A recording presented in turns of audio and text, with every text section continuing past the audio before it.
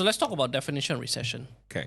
When I did economics in university, the definition of a recession is 2 quarters of GDP decline, negative growth lah. Yeah.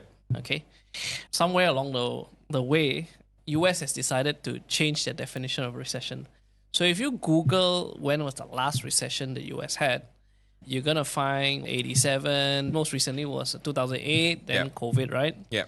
That's what they recognized as a recession. Okay. But if you like the rest of the world and who study economics, right, too negative, actually the most recent recession US was in was actually in 22. It already happened. Right. COVID.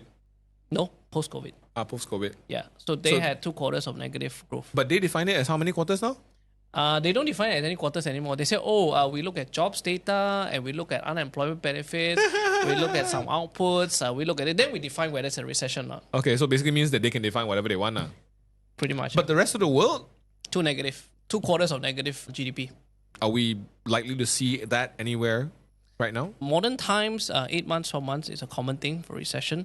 And then what happens is that markets recover much more longer, at least 5 times longer. So US is already out of recession in the last year plus. So we shouldn't be going back into one so soon? It is unlikely, in my opinion. Okay. If I stick to my definition of 2 negative quarters, then the most recent one already happened. Yeah, that makes sense. And it just wasn't reported in the press. Yep. And if you Google it, it won't tell you that as well. You actually have to go and look for that data and you're going to find it. Okay. But then that one, I mean, the 2 dipped and then after that, did it rebound the same way it rebounds after a recession? Yeah, then after that, it's been positive growth for every quarter since. Right. Yeah. So I think the chances of a recession is unlikely. Yeah. And I have to caveat this because if you look at the world markets, there are millions of variables that can happen, right?